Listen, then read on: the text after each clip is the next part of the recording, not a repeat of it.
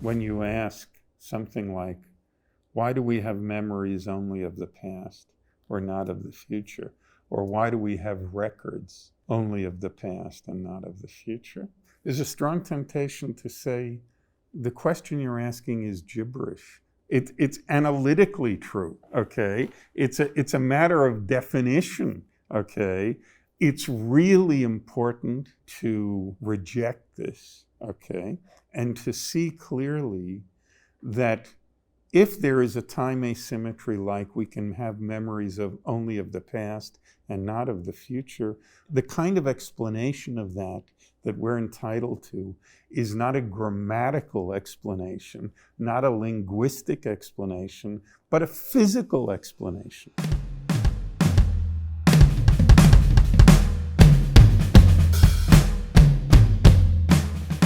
David, the last time we spoke, it was for an introductory episode on the measurement problem. And as we both know, it was extraordinarily well received. I'd wanted to start that one with some historical context, but at your suggestion, we went in a different direction. And that was, of course, the right move. So I thought in beginning this episode about another pedagogical episode, this time about the direction of time, I ought to just leave it to you about how you thought we best ought to start it. Okay. I mean, let me start out by setting up what the problem is. There's a certain tension between what modern physics, by modern physics I mean physics since Galileo and Newton, what modern physics seems to be telling us about the fundamental structure of the world and various characteristics of our everyday macroscopic experience of being in the world. There's a deep tension between those two things vis-a-vis the question of the difference between the past and the future. And let me say a little bit about how that tension comes up.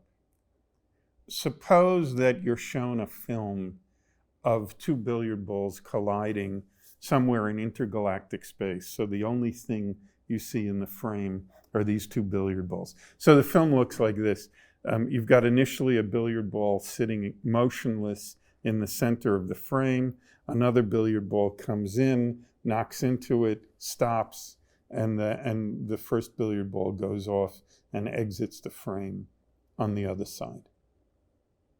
Good. Imagine that you were shown, or let's put it this way. Suppose you were shown such a film and asked to guess whether you were being shown the film forwards or in reverse, okay?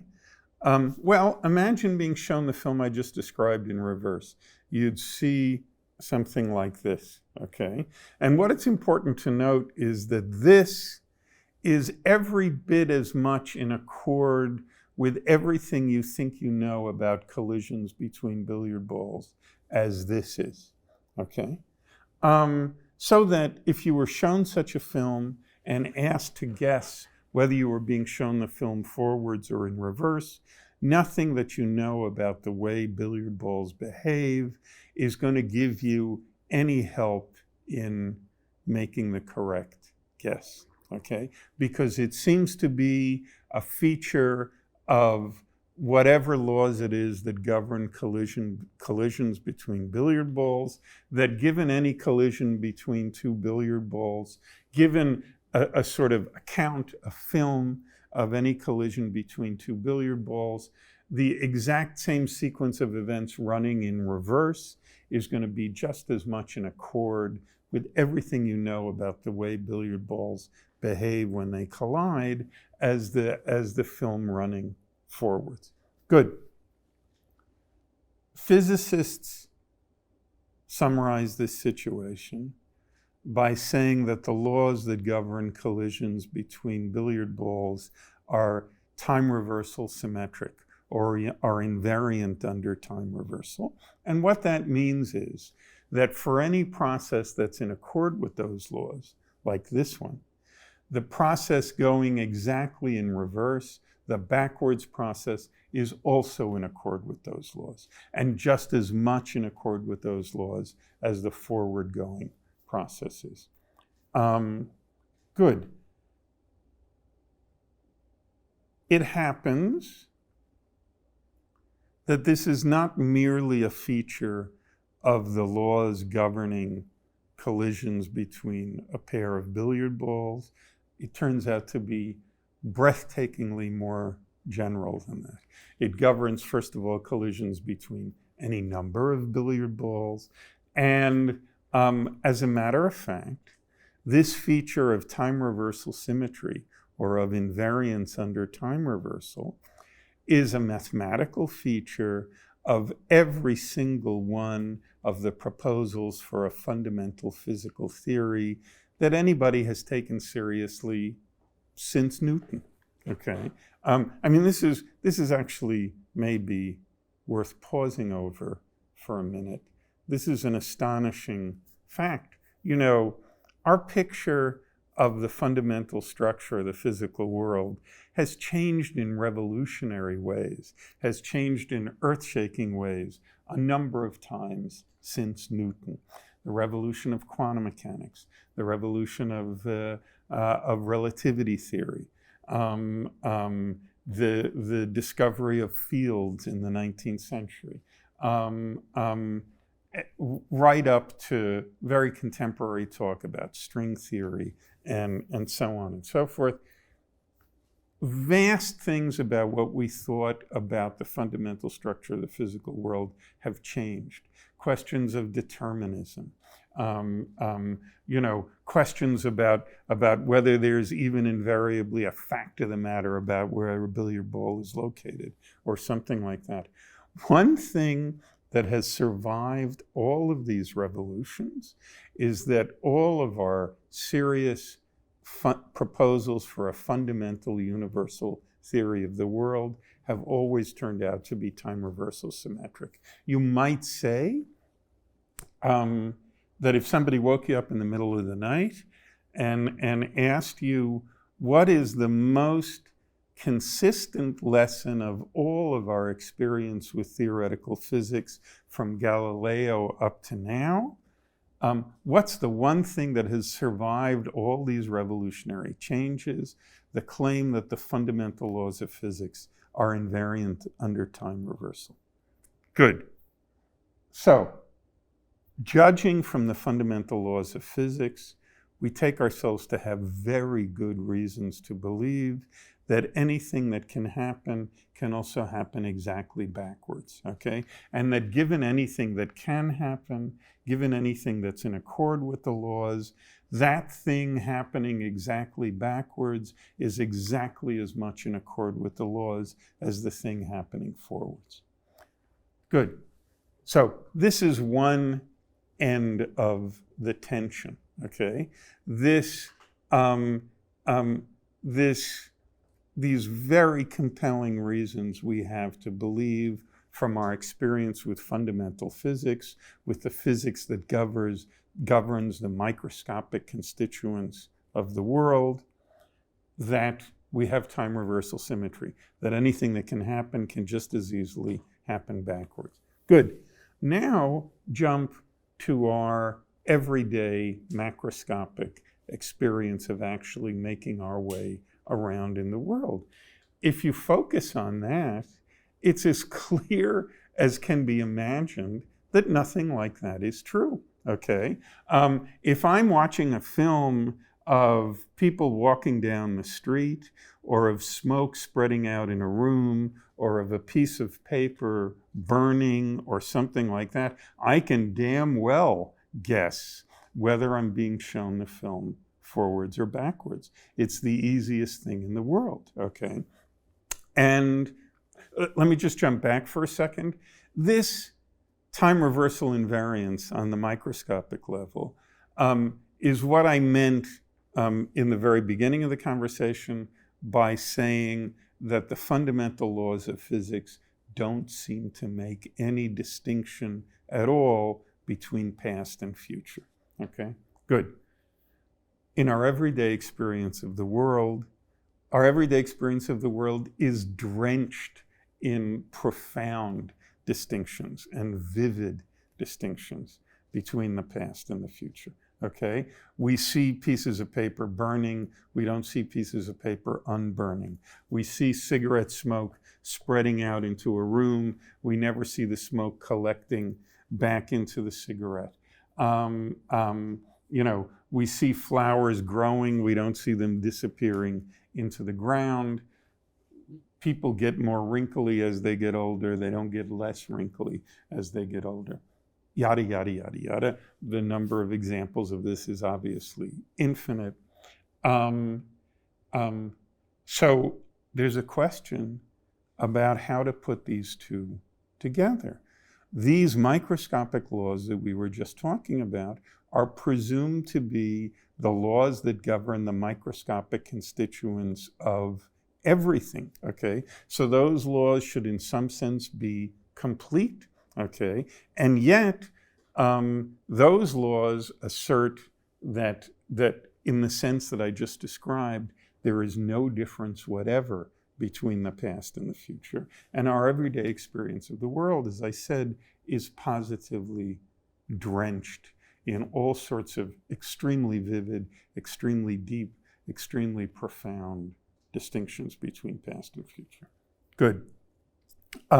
So what people refer to when they talk about the problem of the direction of time is the problem of figuring out how to come to terms with this tension, what to do with this tension, how to put together in some harmonious way these two apparently deeply conflicting aspects of our experience. One, an experience that comes from our detailed examination of the laws of the evolutions of basic microscopic systems.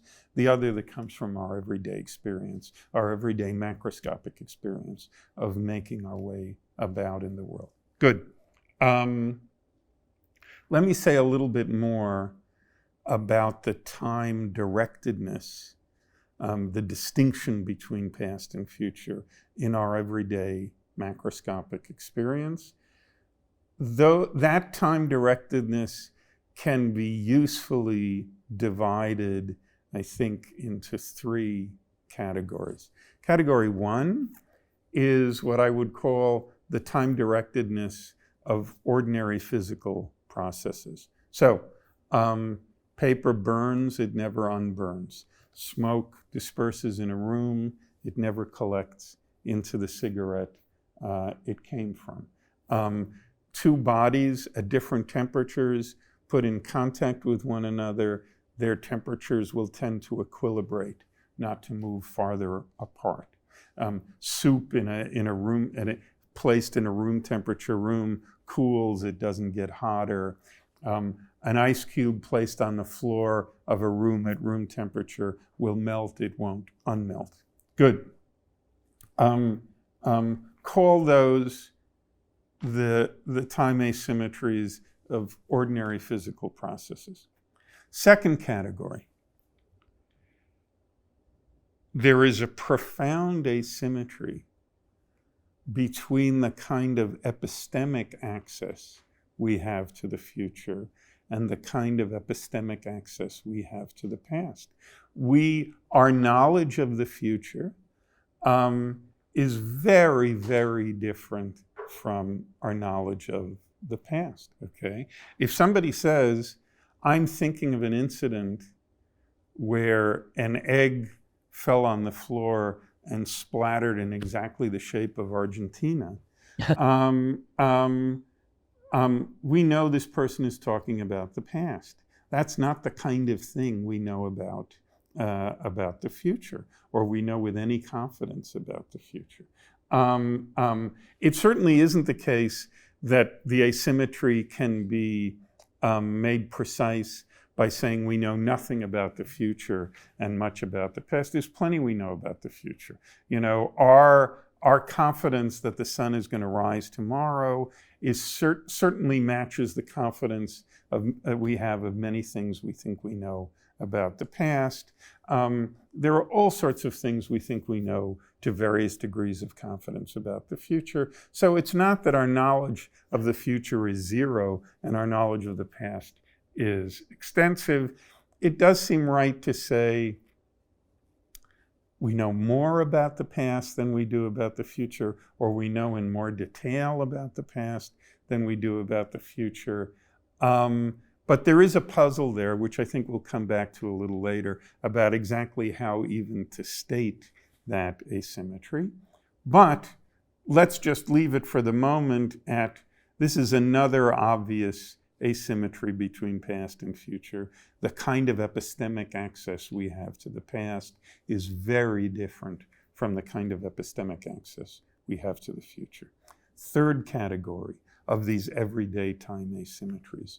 We make our way around in the world with a very deep conviction that by acting now, we can affect the future, but we can do nothing about the past. We'll discuss all these in some detail if we have time later on. But it ought to be clear that all of these asymmetries are puzzling when they're put beside this microscopic claim, which we take to be exact and true, that anything that can happen can just as easily, just as much in accord with the fundamental laws of physics, happen backwards. Okay? Good.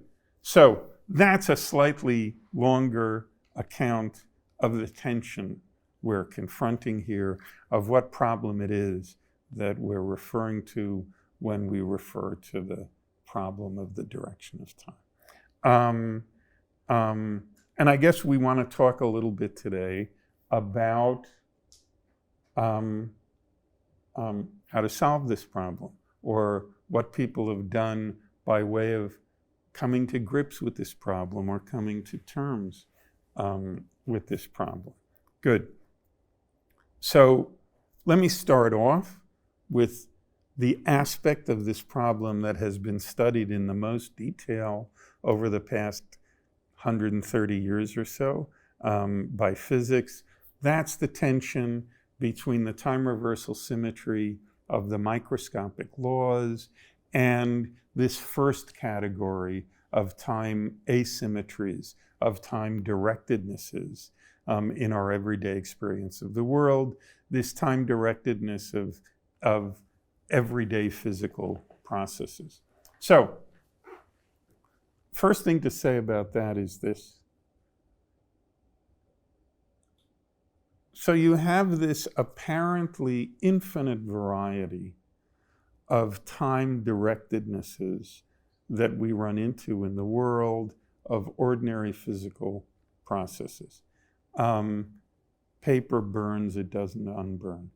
Ice in a warm room melts, it doesn't unmelt. Smoke disperses, it doesn't collect back into a cigarette.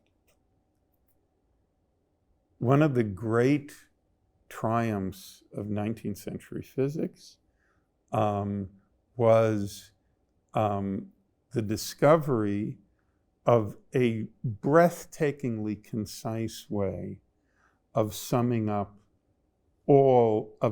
summing up the kind of directedness, the kind of time directedness that's involved in all of these processes. A physical property was identified called the entropy, okay? And a law was proposed, the so-called second law of thermodynamics, which states that the entropy of an isolated system can never decrease. It can go up and it can stay the same, but it can never decrease. And it is astounding, if you step back and think about it, that people were able to identify a single physical quantity such that the law that entropy can never decrease implies that paper can burn but not unburn, implies that soup can cool but not get hotter, implies that an ice cube in a warm room can melt but not unmelt, implies that smoke can disperse from a cigarette but never collect back into it, implies that pieces of paper get more yellow as they age but not less yellow, that people get more wrinkly as they get older and not less wrinkly. It's breathtaking and astounding that people could make the case, which they did, that all of this directedness, all of this sort of time directedness of the behaviors of what I was calling ordinary physical systems can be summed up in this incredibly concise and simple formula that entropy, that this quantity, which is a precisely defined physical quantity that people in the 19th century showed us how to define, that this quantity of entropy can never decrease. Okay, good. This was a huge breakthrough because it now at least tremendously sharpens and precisifies the challenge facing the time-reversible microscopic physics. And the great pioneer of attempts to reconcile the time-reversal symmetry of the microscopic physics with the time-directedness of these ordinary physical processes was Ludwig Boltzmann. And Boltzmann proceeded like this. First of all, we have some macroscopic description of some situation. Say a half-melted block of ice is sitting on the floor of a warm room, okay? Boltzmann was, of course, aware or conjectured. I mean, this was at the very beginning of modern atomic theory. But Boltzmann's thought was, well, look, this block of ice sitting in a warm room is composed of much smaller and more elementary microscopic constituents, particles or atoms or molecules or something like that. If you want to know what this block of ice is going to do, at least according to the fundamental laws of physics, what you need to know is you need to know the position and the velocity of every single one of the molecules in this block of ice in this room. You plug them into the Newtonian equations of motion, you evolve them forward in time, and you see what they do. Needless to say, for anything like a block of ice sitting in a warm room, the number of particles involved is so enormous, okay? And the calculations involved would be so complicated that this is absolutely hopeless. In order to address a situation like this, Boltzmann was one of the inventors of a science that we now call statistical mechanics, okay? Where you do something like this. You reason as follows. A description like there is a block of ice, half-melted block of ice, sitting in a warm room, is a macroscopic description of a situation which presumably corresponds to an enormous collection of exact microscopic situations. It corresponds to an enormous collection of specifications of the position and the velocity of every single one of the molecules that make up this block of ice and this puddle and this warm room. Good. And Boltzmann says, look, there's no hope of taking any one of these states and finding what it evolves to. But he was able to give what people found to be very compelling plausibility arguments about what most of the exact microstates compatible with that kind of macro condition.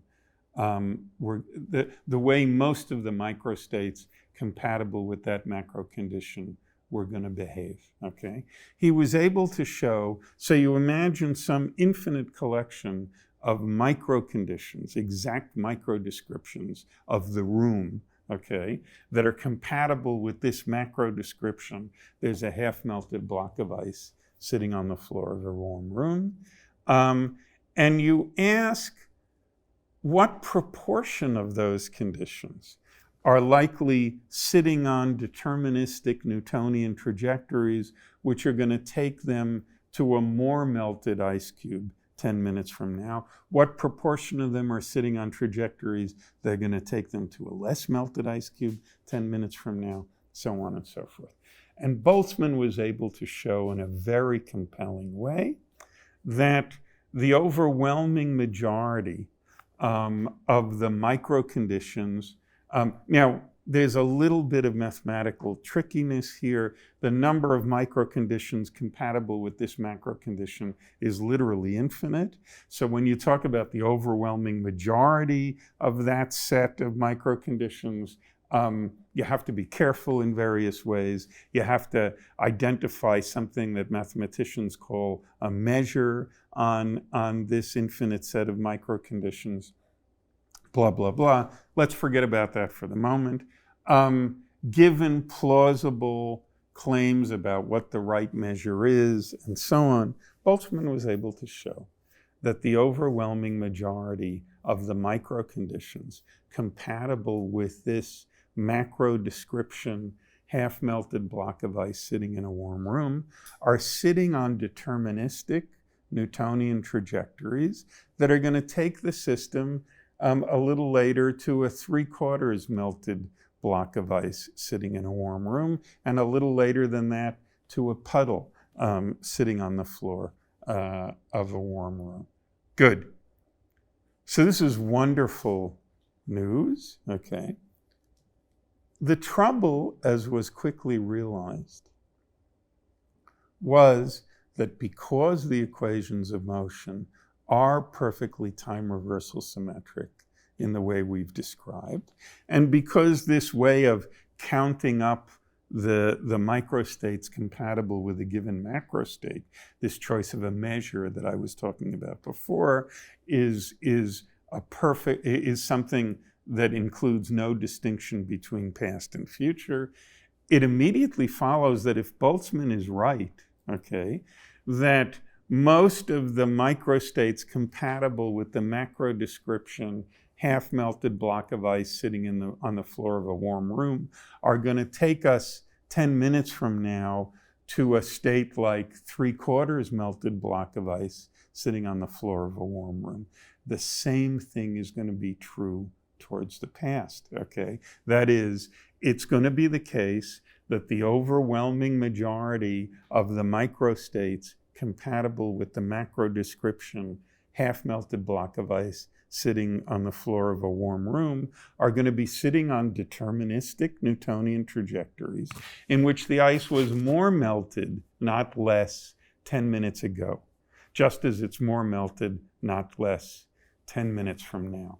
So you had these beautiful arguments of Boltzmann, but there was some sense in which no matter how clever his arguments were, the fact that the fundamental laws have this time reversal symmetry about them is always going to come back and bite you in the ass, okay, at the end of the day.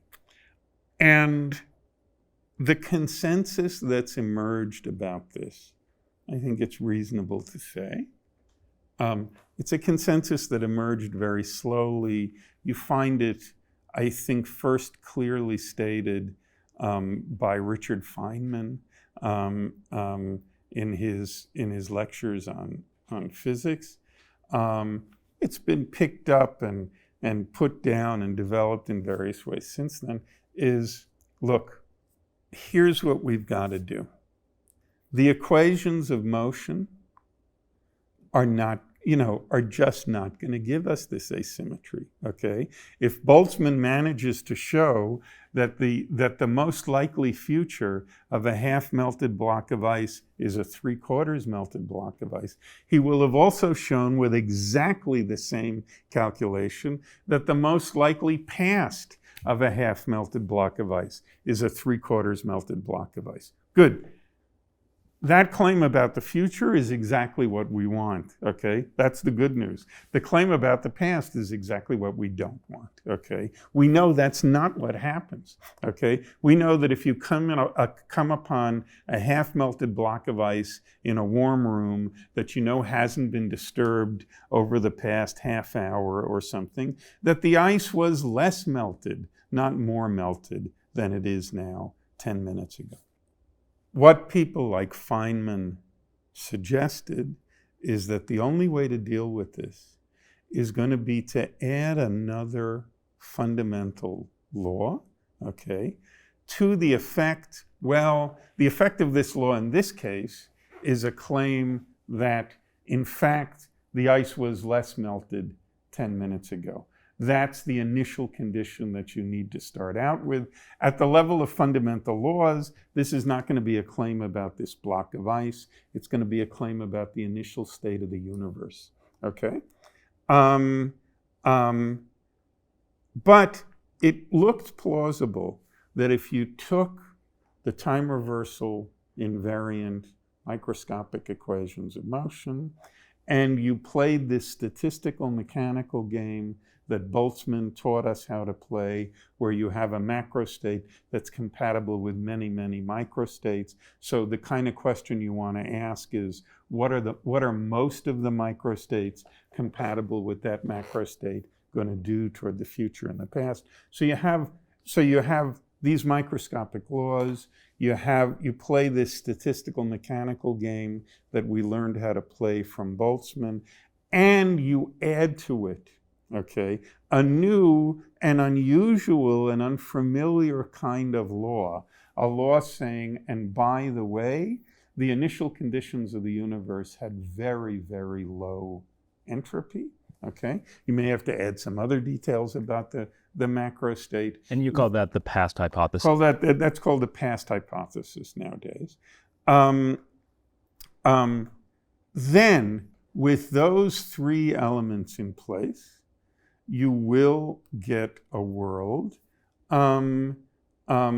where the time-directedness of all of the ordinary physical processes, of all of the processes whose time-directedness is well summed up by this second law of thermodynamics, the law of the increase of entropy. With those three elements in place, you'll have a world in which the ordinary physical processes have the time-directednesses that they do. So let's just back up a little and see where we are. Here's the idea, and when you back up and look at it this way, it's a very obvious idea, it's a very straightforward idea, but there's going to be more to say about it later on. Good. So the thought is, look, the fundamental laws of motion, okay, are completely time reversal symmetric, okay? Either they're just wrong, okay? But like I say, you have this testimony that this time reversal symmetry is the one basic feature of these laws that survived all the revolutions in physics where every other one of our presumptions about how the world works were thrown out or radically modified. Good. If you have this time reversal symmetry of the fundamental equations of motion, and if you have this time reversal asymmetry, if you have this time directedness manifest all over the place in the actual world, okay, the obvious thing to do to try to put these two together is to say, the time directedness of these macroscopic processes is not a feature of the fundamental dynamical laws. It's a feature of those fundamental dynamical laws in combination with a certain very special kind of initial condition, okay? Of course, if I have a specific initial condition, okay, at one end of the time axis, okay, that could impose all kinds of asymmetries in the way the history of the world, of the actual world, actually unfolds, okay? So there's this very nice idea that, look, if we can't blame the time-directedness of our everyday experience on the fundamental dynamical laws, maybe what we can do is blame it on a combination of those fundamental dynamical laws and a very specific initial condition. As a logical matter, that's a perfectly obvious sort of suggestion. The question is there going to be some initial condition that you can put your finger on, okay? Some fairly simply specifiable initial condition of the world that you can put your finger on that is plausibly going to do this trick for you, okay? And the great news that we get from Boltzmann, okay, is that at least or Boltzmann in combination with Feynman and the people who started developing the past hypothesis, is that at least insofar as this time-directedness of ordinary physical processes is concerned, there seems to be good reason to believe that there is a simple way of specifying this initial condition, which is going to do the trick. Good. So that's, in a very brief sketch, where things stand with the first of these macroscopic asymmetries, with the time-directedness of ordinary physical processes.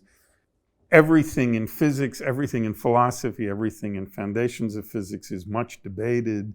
So I don't want to say that this is universally agreed on, but it probably is fair to say that if there is a consensus view now, at least about how to handle the time asymmetry of ordinary physical processes, this is the consensus view. We have the time reversal symmetric fundamental physical dynamical laws. We have the statistical mechanics trick that we learned to do from Boltzmann, and we have this posit that the initial condition, the initial macro condition of the universe was this very low entropy condition. And that's that's what people sometimes call our complete contraption for making inferences. Okay, if that works, and like I say, I'm condensing here 100 years of intellectual agony, okay, and struggle and so on and so forth. But I think vis-a-vis the first of these macroscopic asymmetries, it's fair to say that's something in that neighborhood is the view that's been settled on. Now you start to wonder about the other asymmetries, the asymmetry of epistemic access, the asymmetry of influence, you might say. Good. Let's take the asymmetry of epistemic access first. I was saying earlier that the first thing we need to do with this asymmetry of epistemic access, if we want to understand how to explain it, is to at least be able to say exactly what the asymmetry is. Initial suggestions that you might come up with if you were woken up in the middle of the night, well, we know about the past, we don't know about the future. That's clearly not true. We know more about the past than we do about the future. Maybe that's true, but it's very vague. It's not something you feel like you can get your teeth into and make the target of a sort of rigorous physical explanation. Okay, so what are we going to do with this asymmetry? Something that's been suggested a number of times is to focus not on what we can know about the past and the future, but to focus rather on how we can know about the past and the future, okay? That is, there seems to be a kind of mechanism that by means of which we can get information about the past. This mechanism goes under names like recording or traces or memory or something like that, okay? That we have this mechanism which gives us information about other times, but the only other times this mechanism gives us information about is the past, okay? Not the future, okay? That's still not so great because we're going to need to sharpen up our notion of what it is to be a recording, but here's a beginning. Claim. Everything we take ourselves to know about the future will follow from everything we take ourselves to know about the present, okay, plus predicting towards the future by this statistical mechanical game that Boltzmann taught us to play, okay? That is, you play the following game. You take the exhaustive list of things that you take yourself to know about the present state of the world, okay? You consider all of the exact micro conditions of the world which are compatible with this list of presumably macroscopic facts that you take yourself to know about the world, okay? You ask where each of those micro conditions would evolve toward into the future. Of course, you don't know, but we have this game that Boltzmann taught us to play of sort of making averages over what most of the micro conditions compatible with the present macro condition would lead to, okay? And the claim would be, let's call that method learning about the future by prediction, okay? Claim. Everything we take ourselves to know about the future could be obtained by playing this prediction game, okay? We take ourselves to know all sorts of things about the future. The sun is going to rise tomorrow. I'm eventually going to die. So-and-so is going to love this movie. Blah, blah, blah, blah, blah.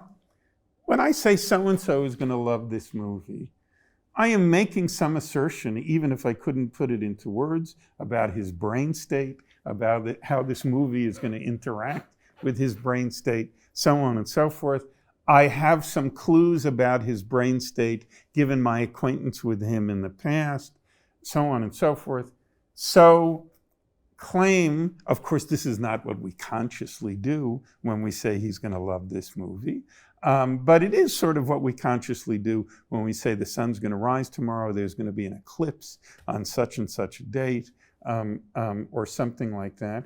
We're playing this Boltzmann statistical mechanical game with the fundamental equations of motion put together with what we take ourselves to know about the world. Good. So, claim. Everything we take ourselves to know about the future could in principle be deduced by this method of what I'm calling prediction, okay? Call the reverse of prediction retrodiction, okay? I love that word, by the way. What's clear is that we know much more about the past than we could ever get from retrodiction.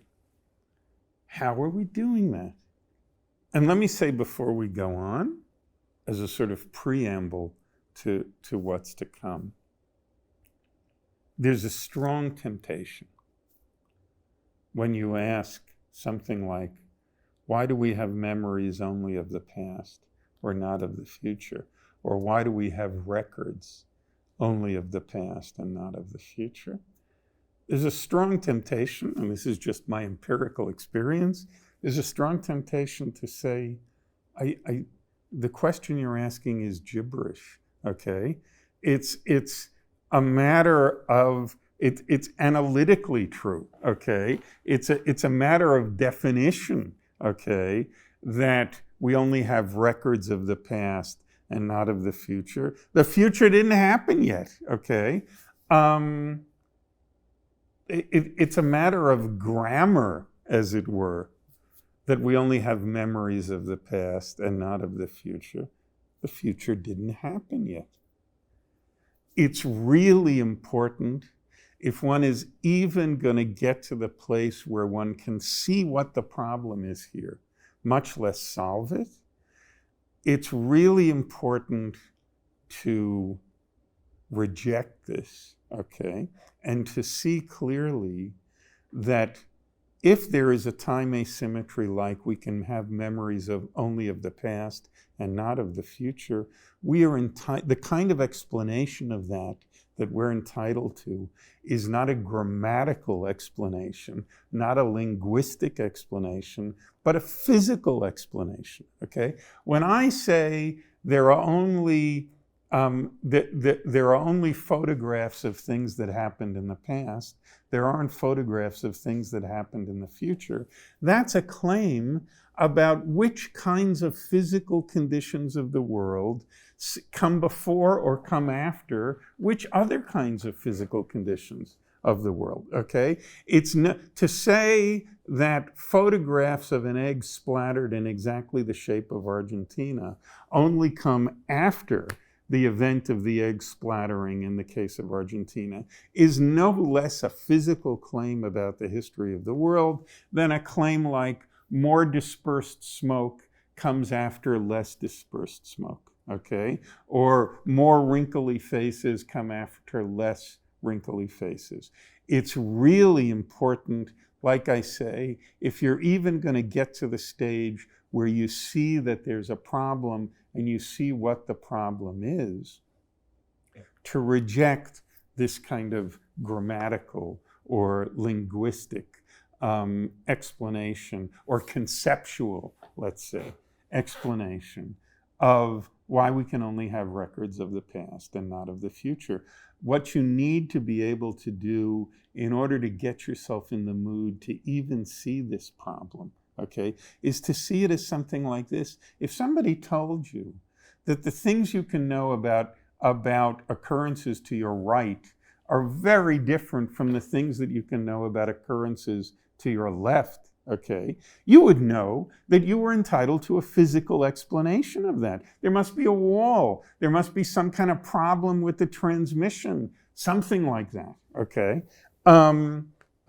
You have to get yourself in the mood where you see past and future in the same way, where you're seeing locutions like now as analogous to locutions like here, okay? Good. Once you get yourself in that mood, once you get yourself in the mood to be as puzzled by a claim like the kinds of things I can know about the past are very different from the kinds of things I can know about the future, as you would be by a claim like the kinds of things I can know about events that occur to my right are very different from the kinds of things I can know about events that occur to my left, okay?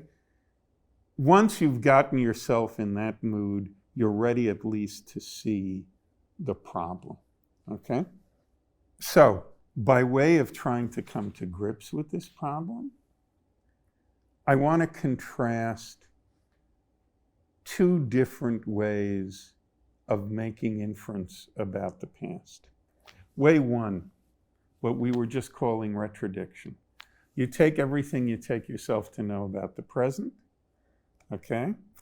You consider the set of exact microstates of the universe which are compatible with everything you know about the present. You play this Boltzmann statistical mechanics game, okay? And you evolve this statistical collection of possible microstates toward the past and see what they give you, okay? We know that won't work, okay? We know that if you play that game, you're going to calculate that the ice cube is going to be more melted toward the past, not less melted toward the past. We know that gives you all kinds of radically wrong answers.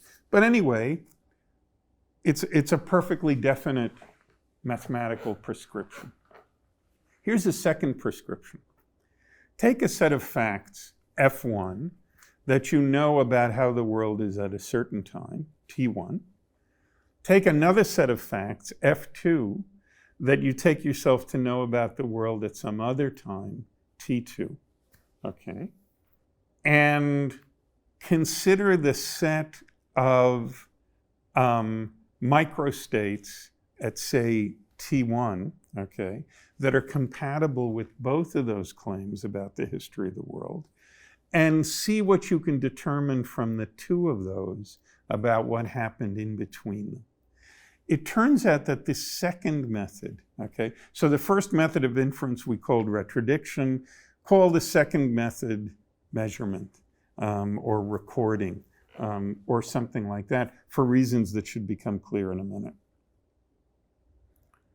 It turns out that there are all sorts of ways in which the recording method of inference is vastly more powerful than the retrodicting method of inference. Let me give you an example. Suppose I have a bunch of billiard balls sitting around, moving around on a billiard table. And I'd like to know whether billiard ball number 5 was involved in a collision over the past 10 seconds. Well, if I want to do this by retrodiction, here's what I'll need to do. I'll need to consider the present positions and velocities of every one of those billiard balls, plug all that information into Newton's laws of motion, and evolve the thing backwards over 10 seconds, and see if over those 10 seconds, billiard ball number 5 was involved in a collision. Good. That's method number 1. Method number 2. Suppose that I happen to know that 10 seconds ago, billiard ball number 5 was at rest. Then all I need to do in order to confirm that billiard ball number 5 was involved in at least one collision over the last 10 seconds is to note that billiard ball number 5 is now moving. Okay? If billiard ball number 5 is moving, and if I know it was at rest 10 seconds ago, it must have been involved in a collision. Okay? Look how breathtakingly more powerful this is. If I'm only given information about the one time in the present, as I said, I'm going to need to take account of the position and the velocity of every single one of the billiard balls on this table and do a very complicated Newtonian calculation, evolving this thing backwards in time to see if there were any collisions. But if I'm given just one bit of information, that is a digital bit of information, about billiard ball number 5 10 seconds ago, I know that billiard ball number 5 was involved in a collision, okay? I know for sure, okay? Note that it doesn't matter to this latter way of making the inference how many billiard balls are on the table. If I only have information about the billiard balls at present, okay, then as the number of billiard balls on the table gets larger, the complexity of the calculation I'm going to need to do in order to answer this question about whether billiard ball number 5 was involved in a collision over the past 10 seconds is going to increase exponentially. Okay? But if I have this one little piece of information about billiard ball number 5 10 seconds ago, I couldn't care less how many billiard balls there are on the table. If billiard ball number 5 was at rest 10 seconds ago, and if it's moving now, it was involved in a collision. Period. Case closed. End of story. Of course, we may say, well, but I mean, how do we know that billiard ball number 5 was at rest 10 seconds ago? I mean, the game here, presumably, is the game of making inferences about other times from the point of view, as it were, of the present, okay? So you might say, facts about the present condition of the world you get for free. Take those as given. But I mean, sure, I see that if we knew that billiard ball number 5 was at rest 10 seconds ago, and now we see it moving, we know there was a collision in the interim. But how is it that we come by this knowledge that billiard ball number 5 was at rest 10 seconds ago? Well, presumably, and let me just, to paraphrase it in a useful way, billiard ball number 5's being in motion now, given that it was at rest 10 seconds ago, constitutes what you might call a record of its having been involved in a collision somewhere over the course of those past 10 seconds. Somebody says, well, that's great, but I mean, how is it that we came by the knowledge that billiard ball number 5 was at rest 10 seconds ago? And presumably the answer is, well, presumably we have some record of that. I'm sorry I keep backtracking here. Let me introduce a little more terminology. In the case where billiard ball number 5 was at rest 10 seconds ago and it's moving now, we call its motion now a record of its having been involved in a collision. But what it's important to notice here is that in order to read this record, you need to know both the state of the billiard ball now and its state 10 seconds ago, okay? The record is really more of a relation between those two states. And the terminology people usually use is we call billiard ball number 5's motion now the record-bearing state, the state that bears the record of the collision over the past 10 seconds. And we call the stationarity of billiard ball number 5 10 seconds ago the ready state of this measuring apparatus, okay? And we see the record, we make the inference by comparing the ready state with the record-bearing state. Good. Anyway, somebody says, fine, but how did you find out about this ready state? How did you know that billiard ball number 5 was at rest 10 seconds ago? The answer is presumably going to be, well, we must have a record of that. So that's going to require yet another ready state of whatever it is bears the record of billiard ball number 5 having been stationary 10 seconds ago. And then, of course, another question is going to arise about how we know that that second ready state actually obtained more than 10 seconds ago. And it's clear that before you know it, we're going to be involved in a world-devouring regress here. And the question is whether there's anything that can put a stop to this regress. And the thought is, we found that in order to account for the time-directedness of ordinary physical processes, the topic we were discussing a few minutes ago, we needed to posit a new law about what the initial macro condition of the universe is. The thought occurs to you, I wonder if this same past hypothesis, if this initial macro condition of the universe can also do the job of the thing that terminates this regress that we just ran into, okay? That is, if this initial macro, very low entropy, Big Bang macro state of the universe is the thing that can function, as it were, as the mother of all ready states, okay? Good.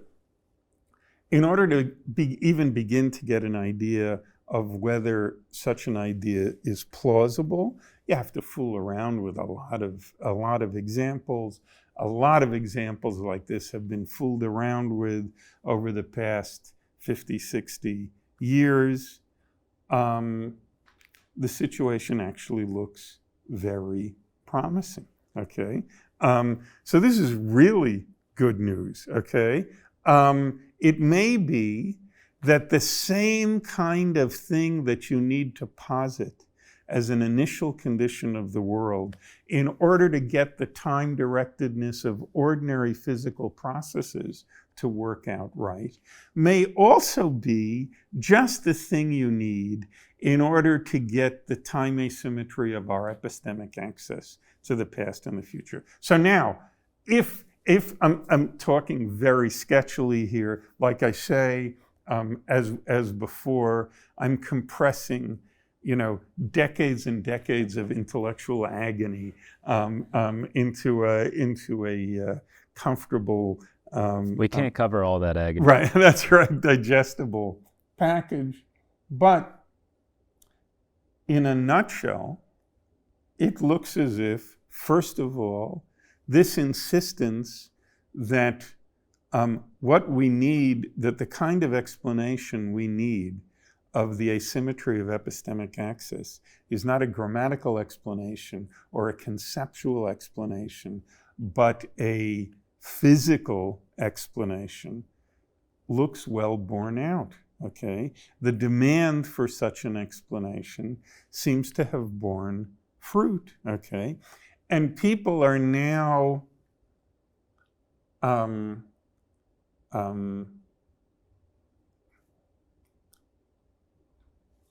I don't know what to say. People, of course, the detailed calculations here are more than any human or any computer is ever going to be able to do. So all you hope for here in discussions like this is to get to a place where you can say, after much reflection, I can't really see what would go wrong with such an explanation. Okay. And I think it's not unfair to say that vis-a-vis the asymmetry of epistemic access, we're sort of at a point where it's hard to see what can go wrong with an explanation like this. So this is a huge triumph. Triumph number one, there was one simple initial condition of the universe which seems to be able to account, together with the time-symmetric microscopic laws and the statistical game we learned from Boltzmann, to account for the time-directedness of all of these ordinary physical processes. Now it seems that that same initial condition, that same posit about how the world started out at the Big Bang in a very low entropy state, so on and so forth, is going to be able to account for the asymmetry of our epistemic access. That is, this past hypothesis is going to serve as it were, the ultimate ready state of all the inferences we make. And if you want to know why there can be things like recordings of the past and not of the future, it's because there is this low entropy boundary condition at a long time ago, okay? And there is no corresponding low entropy boundary condition toward the future, okay? So there's nothing to be the mother of all these ready states toward the future. Heat death to look forward to. You got heat death to look forward to, but that's a very high entropy state, okay? That's what we would get from prediction, okay? Good. You've got this low entropy state a long time ago, which is not what we would get from retrodiction, which gives us much more information, which allows us to do this measurement style of inference rather than just the retrodictive style of inference toward the past, and it's not available toward the future. Third category, and this is the most subtle, I would say, of sort of kinds of time-directedness that we encounter in our everyday lives.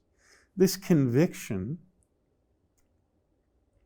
that by acting now, we can affect the future, but not the past.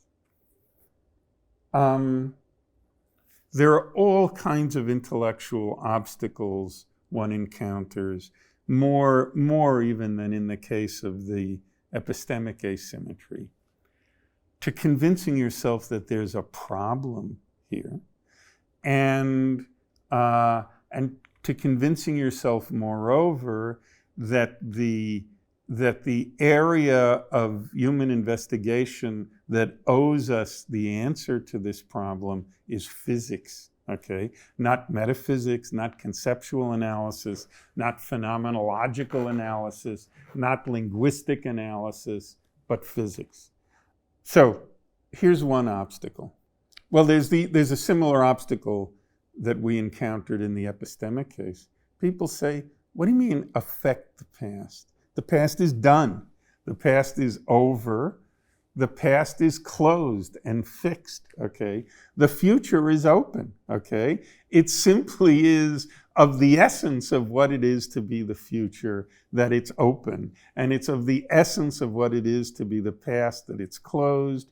And this would suggest that the right place to look for an explanation of the fact that we can affect the future but not the past by what we do now is to look at conceptual structure, or to look at deep metaphysical structure of time, or something like that. Once again, I think it's important to get yourself in the mood that that's not the case. It's important, and here's always a useful mental exercise. If you find that by waving your arms around now, you can have a huge effect on things to your right and no effect on things to your left, you will want a physical explanation of that, okay? You're not going to want a conceptual explanation of that or a metaphysical explanation of that. The place you expect an explanation from is physics. There must be a wall to my right. There must be some kind of obstruction. Why is waving my arms around here having so much more of an effect to my left than it is to my right? Good. You got to get in the mood to think of the temporal asymmetry in the same way. That is, you got to get in the mood in which you're going to demand an explanation of this from physics. Another obstacle. Often when you start a conversation, when you say to somebody, why is it that by acting now we can affect the future but not the past? They will say, this whole question is gibberish. You don't seem to understand that the microscopic laws are completely deterministic. When you talk about by acting now, we can affect the future but not the past, you're indulging yourself in some pre-scientific fantasy of some kind of libertarian freedom of will, or something like. We don't do that anymore, okay? This is a silly question. There's no acting now, okay, as if you had various ways in which you could have acted. The future is determined by things that happened billions of years before you were born, okay? The evolution of the universe is deterministic. Let's forget about whether quantum mechanics agrees with that or disagrees with it. We talked about some of that last time. Let's suppose we're in a Newtonian universe. What is all this talk about by acting now? I don't even know what you mean by that. I don't even see how to raise a question here.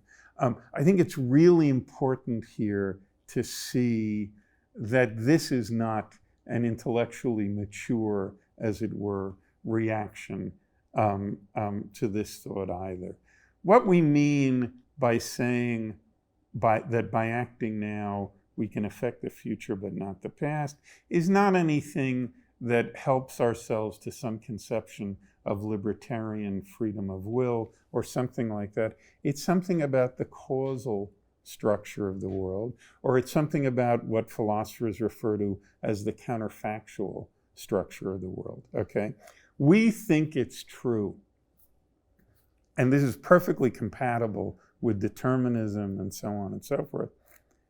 We think it's true, I don't know what example to choose. We think it's true that if Oswald had slipped, okay, and the bullet hadn't hit Kennedy, I don't know what. Some people might say we wouldn't have gone into Vietnam or something like that. But nobody thinks that if Oswald had slipped and failed to hit Kennedy, World War II wouldn't have occurred, okay? Yeah. We're very, very confident that when we evaluate counterfactuals like that, and what you mean by a counterfactual is just a locution that begins with something like, if Oswald had slipped, if Oswald had missed Kennedy. We're very confident that there's a profound time asymmetry in the correct way of evaluating these counterfactual claims. If somebody says, if Oswald had slipped and missed Kennedy, we might not have gotten so sucked into Vietnam, you say, yeah, maybe that's true. I don't know. Maybe Kennedy was no smarter than Johnson about this, blah, blah, blah. But if somebody says, if Oswald had slipped, World War II wouldn't have occurred, you say that's just straightforwardly preposterous, okay? If Oswald had slipped, global events up to that point would have gone in pretty much the same way. Good. So it's this phenomenon that we're trying to understand. It's this kind of asymmetry that we're trying to understand when we're trying to, it's this kind of asymmetry that people speaking everyday language are gesturing towards when they say, by acting now, we can affect the future, but not the past. They're not saying something silly. They're not saying something which is exposed as naive by the revelation that the fundamental laws of physics are deterministic. They're saying something true, okay? They're pointing to a real asymmetry between past and future, which we should want to understand in exactly the way that we understand the asymmetry in the evolutions of ordinary physical processes and the asymmetry of epistemic access. Call this the causal asymmetry, or the asymmetry of influence, or the asymmetry of intervention, or the counterfactual, the asymmetry of counterfactual dependence, okay? The future of the world counterfactually depends on what happens now in a way that the past apparently does not. Good. Where is this coming from, once again? It sure as hell isn't coming from any asymmetry in the fundamental physical laws, because there is no such asymmetry in the fundamental physical laws. And like I say, here I'm going to have to be very crude and very quick and condensing eons of intellectual agony into a cute little slogan. But go back to the billiard ball case we were discussing before. Think about sort of the flip side of the billiard ball case. Look, we noticed that so long as billiard ball number 5 was at rest 10 seconds ago and it's moving now, there was a collision. It was involved in a collision over the past 10 seconds. And that inference doesn't depend on what any of the other billiard balls in the world are doing now. We don't need to know any of that, okay? And none of that would matter, okay? No matter what the other billiard balls are doing right now, it's the case that if billiard ball number 5 was stationary 10 seconds ago, and if it's moving now, it was involved in a collision, okay? It doesn't matter what the other billiard balls were doing, and nothing that I could do to any of the other billiard balls is going to affect that conclusion, okay? On the other hand, note that toward the future, where we don't have a ready state waiting for us in the future, if I want to calculate whether billiard ball number 5 is going to be involved in a collision over the next 10 seconds, I have no alternative but to sit down and do the whole big calculation. I'm going to need to know the present position and velocity of every one of the billiard balls on the table. Because even if there's a billiard ball that's now headed straight for billiard ball number 5, I need to confirm that no other billiard ball is going to come in and knock it off its course. So I'm going to need to know the position and velocity of every single billiard ball on the table in order to arrive at a reliable conclusion about whether billiard ball number 5 is going to be involved in a collision over the next 10 seconds. Good. Notice what this means. Nothing I can do to any of the billiard balls on the table is going to counterfactually change whether billiard ball number 5 was involved in a collision over the past 10 seconds. But take almost any billiard ball on the table. There's something I could do to it now, change its position, change its velocity, which would change the facts about whether billiard ball number 5 is going to be involved in a collision over the next 10 seconds. So you might reduce this to a slogan by saying, look, you look at the billiard balls on the table now. Among those billiard balls, there are no causal handles on the past other than billiard ball number 5 itself, okay? There's nothing you're going to be able to do to any of these other billiard balls that's going to change the facts about whether billiard ball number 5 was involved in a collision over the past 10 seconds, given that you know that it was stationary 10 seconds ago. There's nothing you can do to any of these other billiard balls that is going to change the counterfactual claims you would make about whether billiard ball number 5 was involved in a collision. On the other hand, you look toward the future, you take any billiard ball you like, okay? There'll probably be something you can do to it, change its position, change its velocity, that is going to change the facts about whether billiard ball number 5 will be involved in a collision over the next 10 seconds, okay? So we say, you look at this collection of billiard balls, the collection of billiard balls is positively swarming with what you might call causal handles on the future collision history of billiard ball number 5, but it contains almost no causal handles except for the state of billiard ball number 5 itself, okay, on whether it was involved in a collision over the past 10 seconds. So look, once again, going very quickly, blow this up from billiard balls on a table to our universe. I conceive of myself as having some kind of direct and unmediated control over some very small set of physical features of the universe. I don't know, where my fingers are, okay? Or if I want to be more careful, the tensions in my muscles. Or if I want to be more careful than that, the nerve impulses in my motor neurons. Or if I want to be more careful than that, the electrical state in some very small section of my brain, or something like that.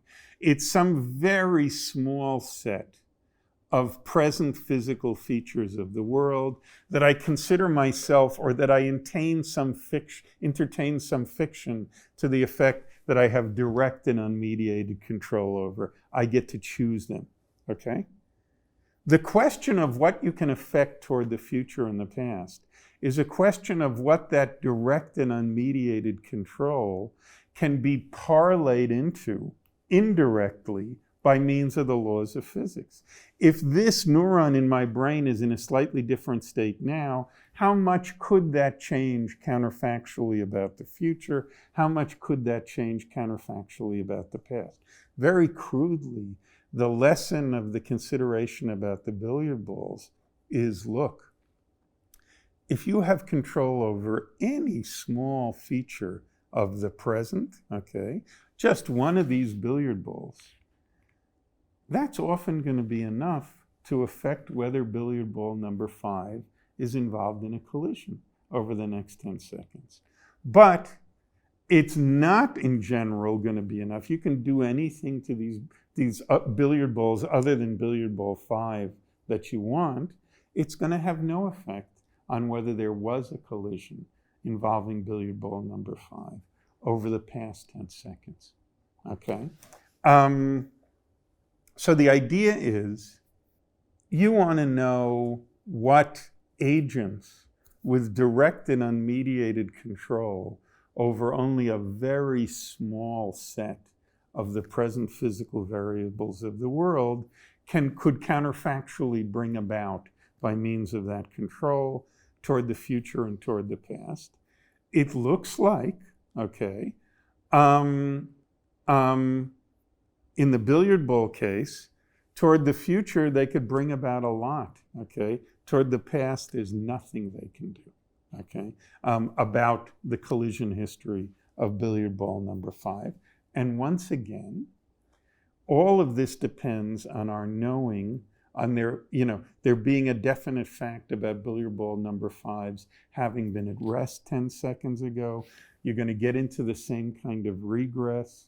The suggestion is that it's for the third time this same past hypothesis, this same initial condition of the universe that's going to underwrite the time-directedness of ordinary physical processes, the time asymmetry of epistemic access, and the time asymmetry of causation and intervention, and so on. Once again, as we go up this ladder, the explanations we have get sketchier and sketchier and are more and more still in need of a lot of further development. So I don't want to pretend that this is in any way settled, especially not that the details of it are settled. But I think it's not unfair to say that there's optimism that that the world was put together in such a way that there is a single, simple characterization of the world's macroscopic initial condition, okay, which is going to suffice to underwrite all of these three very different seeming temporal asymmetries, okay, and which is going to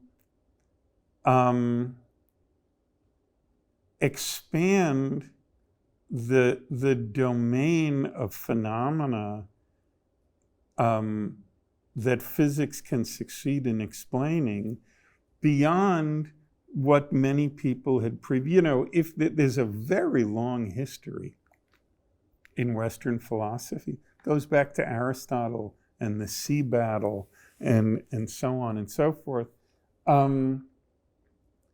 There's a very long history of thinking that that the openness of the future and the closedness of the past are phenomena that are prior to physics in some way, phenomena of the deep metaphysical structure of time itself, okay, or of the very concept of past and future, or something like that.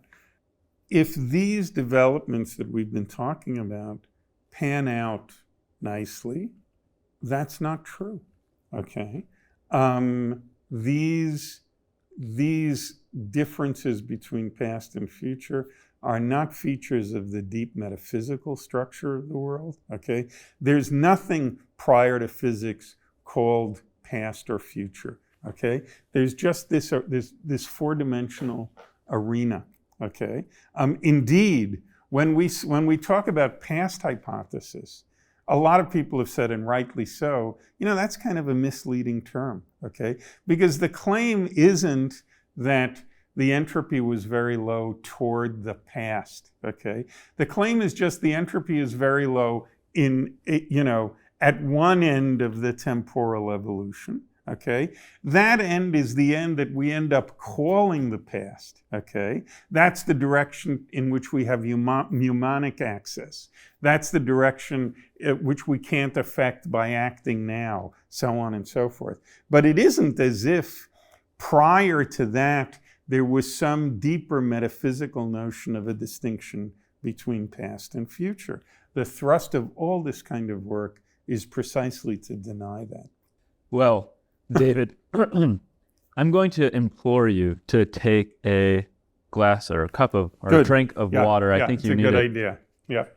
If I wanted to experiment with the mics, I would give you a round of applause, but I'm going to refrain from doing that. And while you're drinking, I think this is worth saying. Right now, I'm starting a new quarter at Stanford and teaching I have students in introduction to ethics, and I was telling them as they're getting used to reading and discussing philosophy that we go over the same material, ask the same questions, have very similar conversations all the time. And it's something that you just have to get used to in philosophy, and that's something that's happening between us right now, because we've talked about this. Right. And you also alluded to our last conversation about the measurement problem. Right.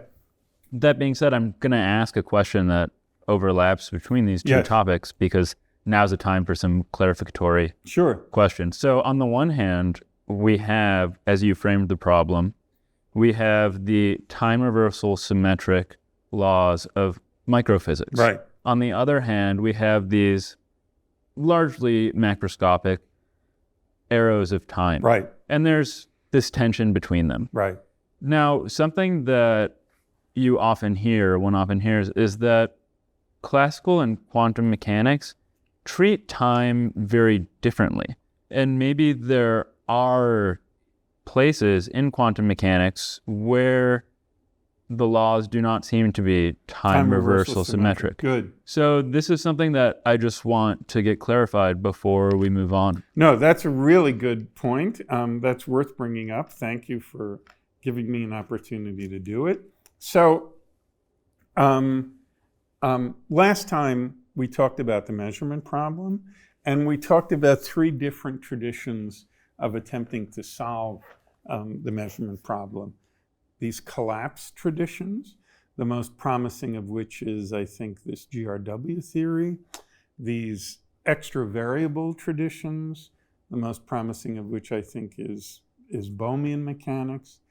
And this Everettian tradition, which wants to have its cake and eat it too, wants the wave function to be the complete description of the world, unlike the extra variable tradition, and which wants the wave function to always evolve in accord with the Schrodinger equation, as the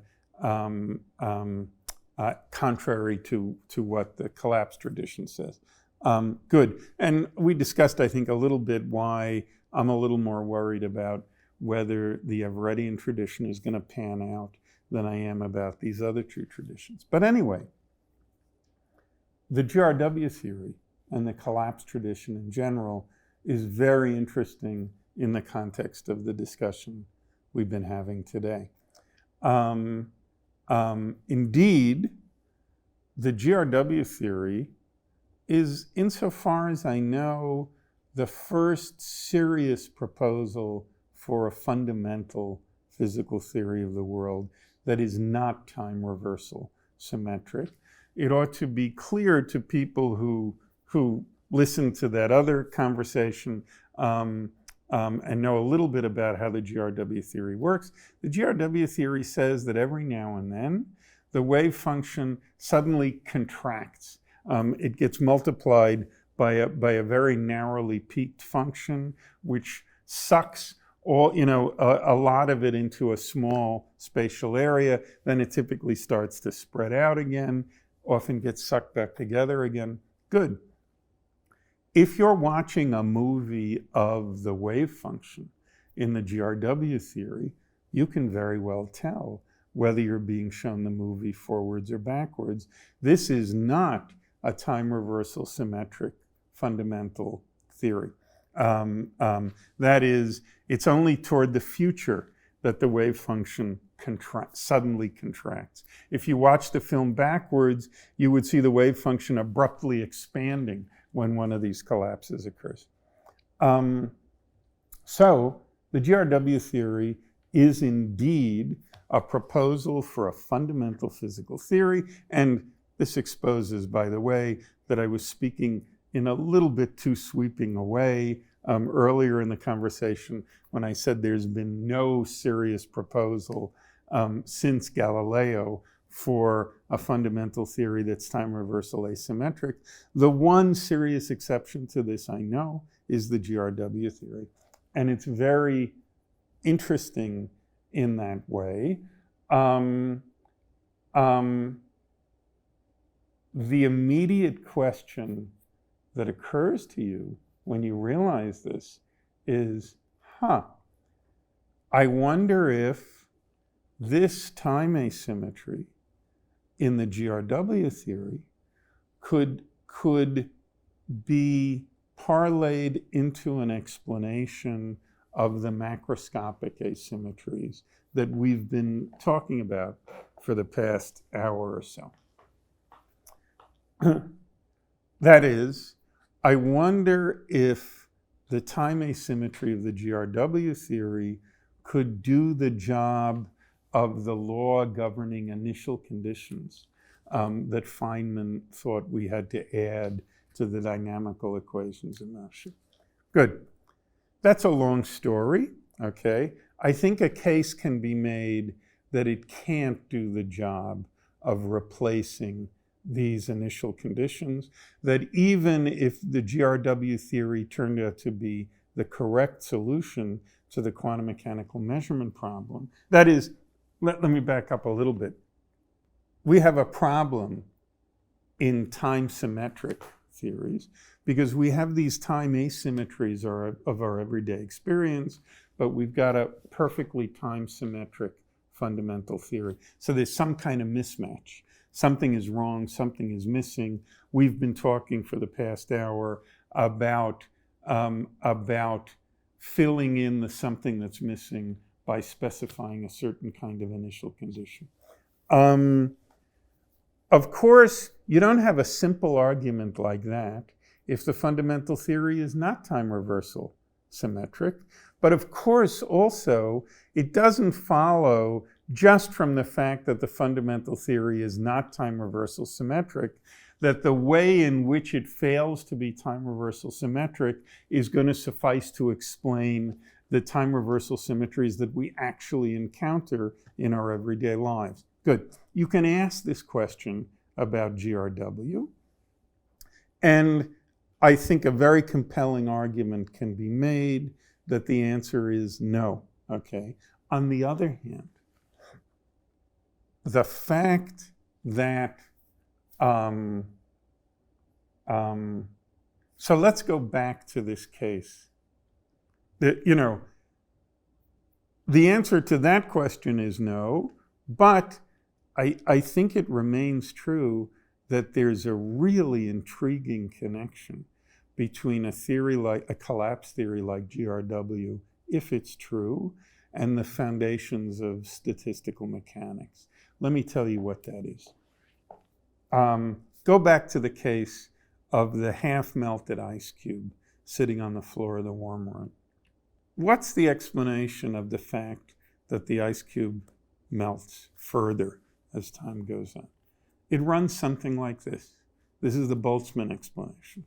Well, consider all the microstates compatible with that macro description, half-melted ice cube sitting on the floor of a warm room.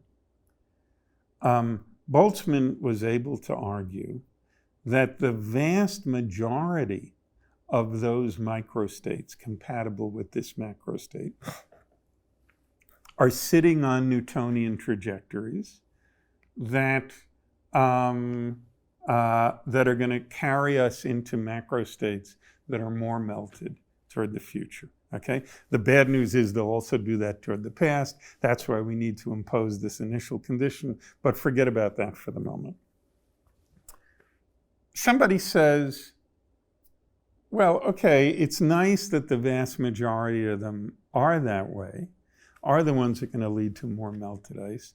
But why does that mean I should expect more melted ice? I mean, why, there are micro conditions that will lead to less melted ice toward the future. What makes it obvious that those aren't the ones that obtain when I'm looking at this ice cube? And if you take this question seriously, you see that you need to impose another law, this probability law, okay? You say something crudely like, look, given its macrostate, the probability that it's in any one of the microstates compatible with that macrostate is equal to the probability that it's in any other one of the microstates compatible with that macrostate. And since the overwhelming majority of those microstates are sitting on deterministic Newtonian trajectories, which are going to carry you to more meltedness 10 minutes down the road, how shall I put it? You don't need to worry about the possibility of its being in one of the other perverse microstates, okay? Why don't you need to worry? Well, if you take the question seriously, it's because, so there are really two new laws that we need to add to the microscopic laws of motion. We need to add this past hypothesis, and we need to add this probability law, okay? That if you're in a situation which is compatible with many different microstates, but if most of them are states in which A is going to happen, and if very few of them are states in which B is going to happen, then the probability that A as opposed to B is going to happen is going to be equal to the ratio of those two numbers of states. Good. People have been puzzled by this kind of probability law. They say, what does this even mean? There's, after all, only one state here. What does it mean that the probability of its being this is such and such, and the probability of its being that is such and such? We're in a deterministic theory. There's only one state. There's only one universe. What is this all about? Good. That's another long discussion, which I won't go into right now. But David, I've got a fresh bottle of water. Oh, that's okay. I've got some here. Since you told me to take a drink, I've realized how dry my throat is. Suppose that the GRW theory were true. Then we can do the following calculation.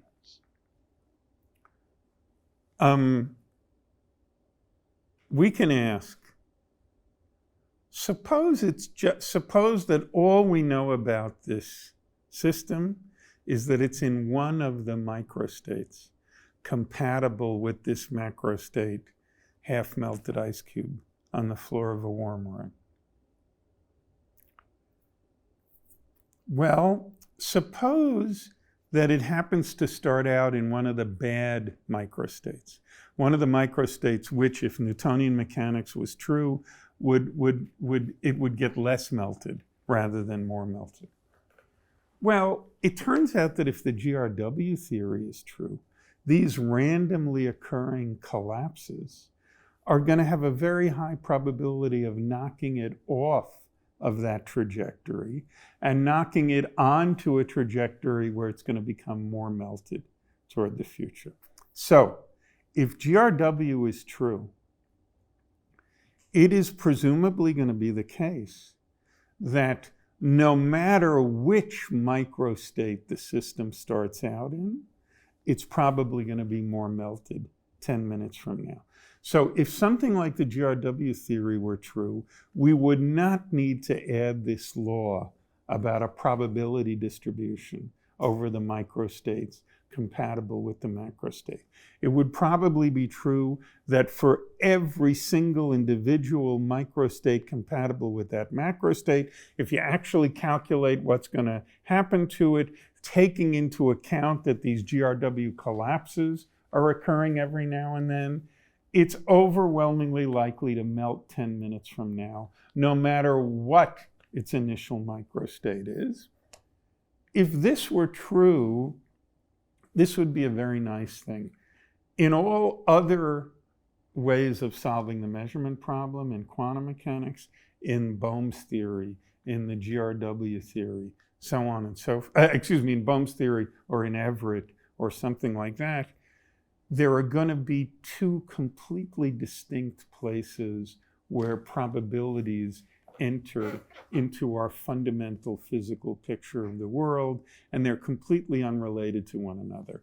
One is the quantum mechanical probabilities, okay? The probability that if you measure a particle that it's in a superposition of being here and here, you find it there or there. Or if you measure the X spin of a particle that has a definite Y spin, there's going to be 50-50 probabilities of finding X spin up and X spin down. Those are the quantum mechanical probabilities. Then you have the statistical mechanical probabilities, which Boltzmann taught us how to use, which are going to carry over into quantum mechanics, and will be the probabilities that help us account for the time directedness of these ordinary physical processes. If something like GRW is true, those two probabilities are the same, okay? If something like GRW is true, the quantum mechanical probabilities can do the job of the statistical mechanical probabilities as well. So if something like GRW were true, it would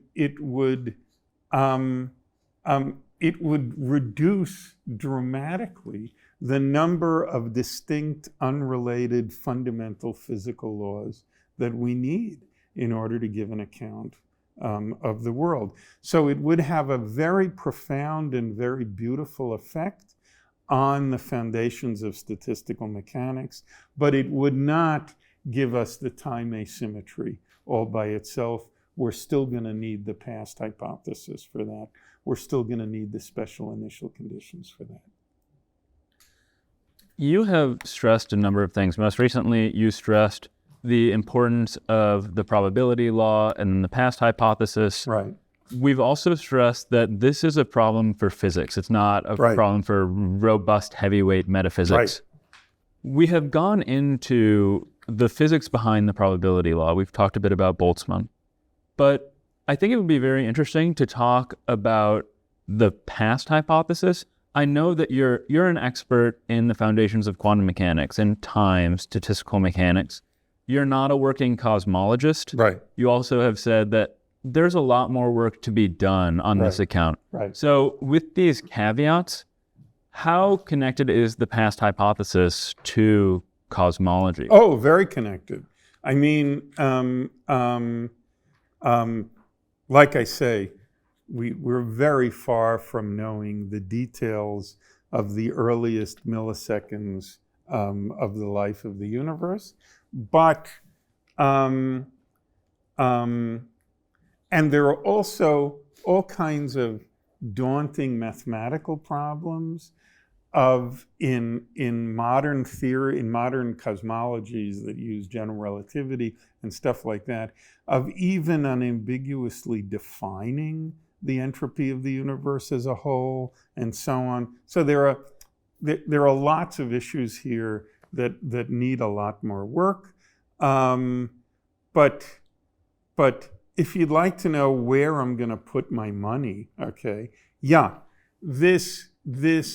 as this picture is refined more and more, we're going to want to show in more and more detail that whatever cosmology, whatever the normal inferential procedures of cosmology end up telling us about the initial macro state of the universe, is going to be a macro state that's fit to do these three jobs about underwriting the time directedness of various aspects of our everyday experience. And those are going to be very relevant.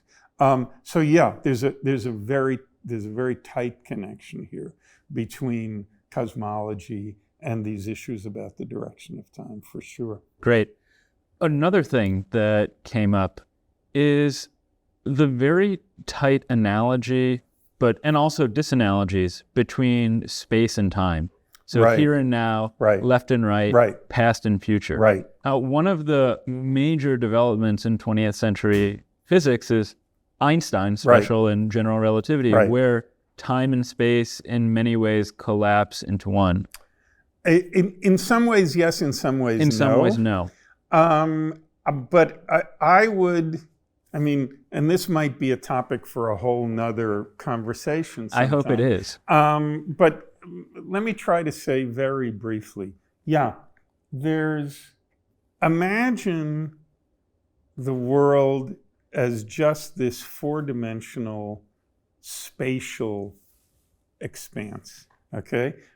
Spatial in the sense that one dimension, one direction in this four-dimensional block is not any different on a fundamental metaphysical level than any other direction, okay?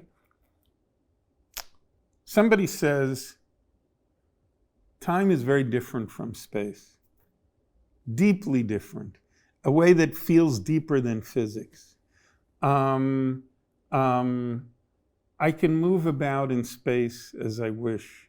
I can't move about in time as I wish. We think time flows or passes. It would sound like gibberish to apply these kinds of verbs to space. It feels really different, and it feels different in a way that seems to be prior to any detailed physical law. People knew time was different from space before they knew anything about Newtonian mechanics or anything like that. So they feel really, really different. Okay, there's a very careful process you need to start to do to unpack this. Number one, people talk about time flowing or passing or moving. Well, there's something funny about such locutions because look, when we normally say something is moving or changing or passing or flowing, when we say something is passing, we mean it's at a different location at time one than it is at time two. It's at a different spatial location at time one than it is at time two. And all of these verbs, moving, passing, changing, involve time in this special way. If something is growing, it means its size is different at time one than at time two. You know, if something is moving or passing or flowing, when we say a river is flowing, we mean the little chunks of fluid are at different locations at time one than they are at time two. Good. You will try to apply a verb like flowing to time, you get a funny situation, okay? What it means to say, presumably, time is flowing is that the time at time one is different from the time at time two, okay? Just as the position of the chunk of the river at time one is different than its position at time two. So your position along the time axis is different at time one than time two. But of course, when you say that, it's either gibberish or it's just a tautology, okay? It's true by definition, okay, that the time at time one is different than the time at time two, okay? It's not true by definition that the place at time one is different from the place at time two. Something could be stationary, okay? It could have the same spatial location at time one as it has at time two. But what time it is at time one couldn't be the same as what time it is at time two by definition, okay? This is just the structure, the grammatical structure of verbs, okay? Not only in English, but in every language, okay? So there's something funny about these claims: time is flowing, time is moving in a way that space doesn't. It's not clear how one can really make clear sense of such claims. Good.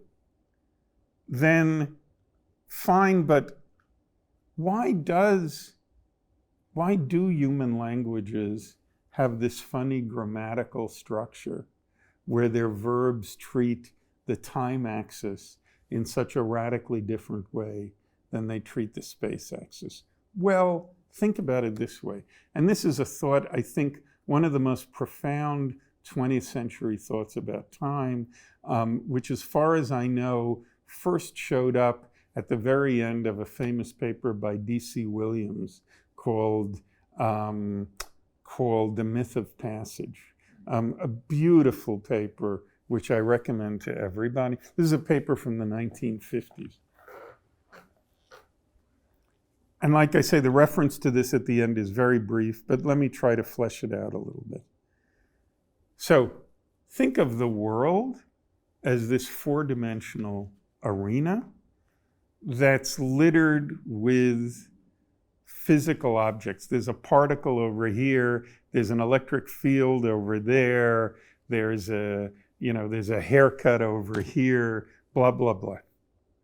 And you just look and you conceive of this four-dimensional arena as purely spatial in the sense that there's no one direction that's distinguished in any way from the others. And all that's happened is that the properties are distributed over this four-dimensional arena in one way or another, and that distribution over those properties over this four-dimensional arena is what we call the history of the world, the total history of the world.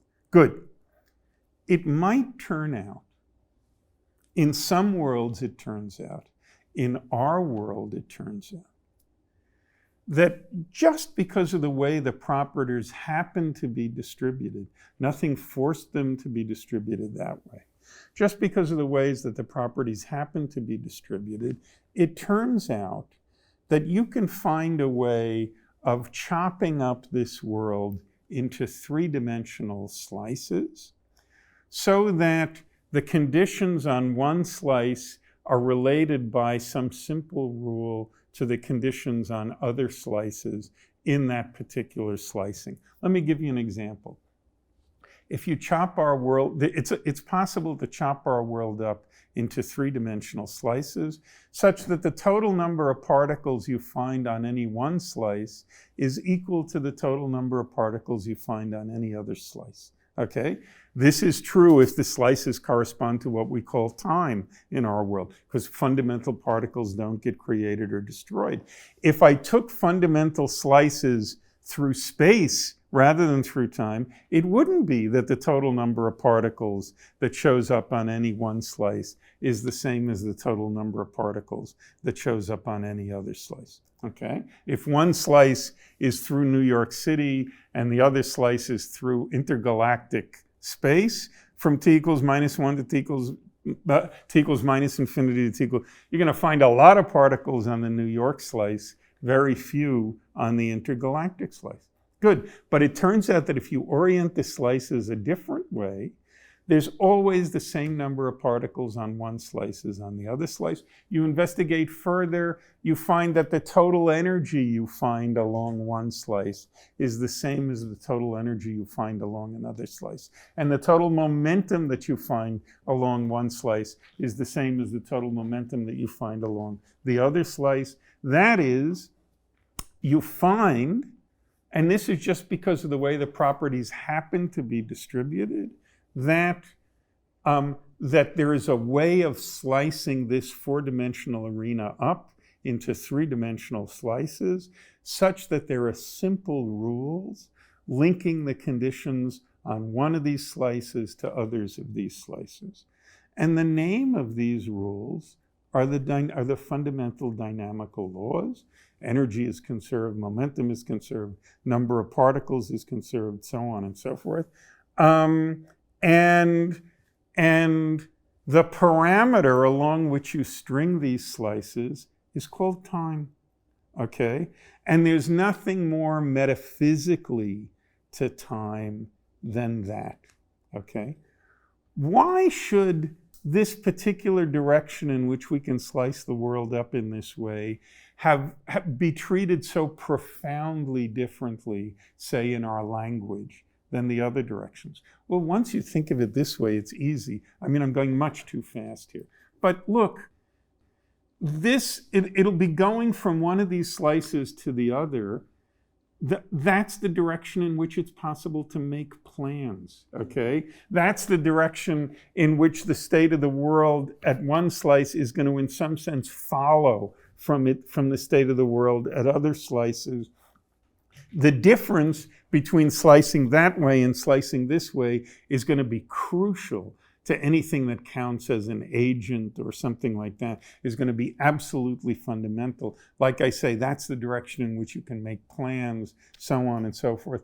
Of course, our language is going to treat that direction very, very differently.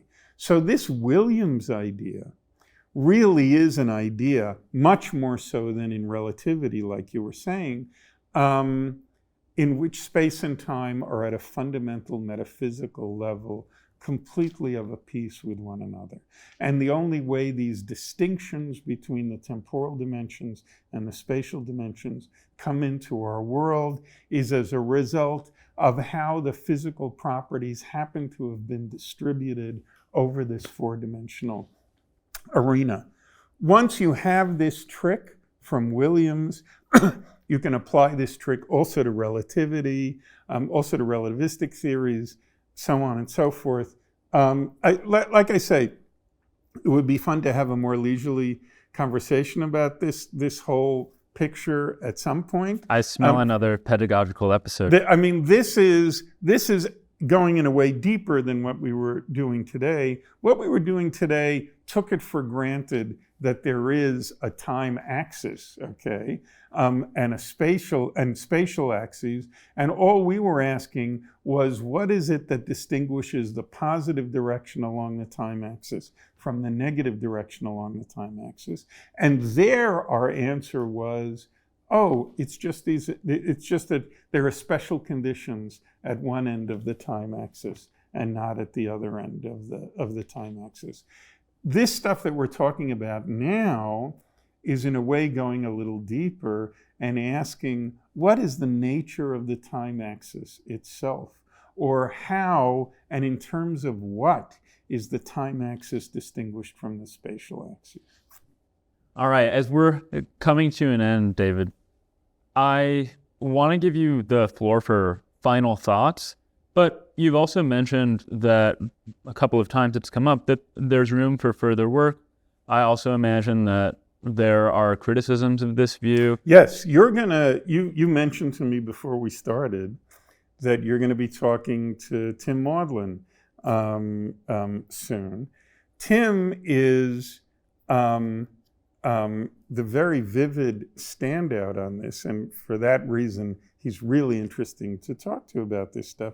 Tim is somebody who is convinced that there is a fundamental metaphysical distinction between past and future, that this is part of the pre-physics, deep metaphysical structure of the arena in which physics plays out itself, of time itself. Tim indeed thinks that without a distinction between past and future, which he also thinks is a fundamental metaphysical distinction, you can't even talk about what it is to be a physical law.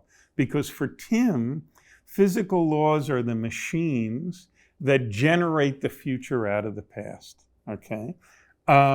So it's intrinsic to Tim's very conception of a dynamical law, even if those dynamical laws happen to have this mathematical property of time reversal asymmetry, that in order for the idea of a mechanical law to make sense at all, there must be a deeper metaphysical distinction between past and future.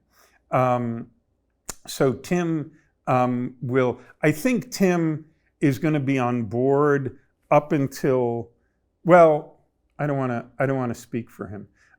Tim is going to have a very different attitude towards the distinction between past and future than the one I've been foisting on you today.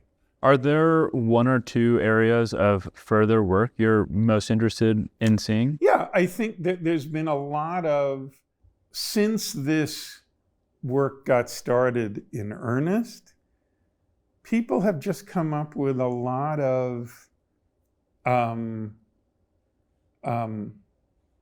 of curious examples that one doesn't quite know what to do with. For example,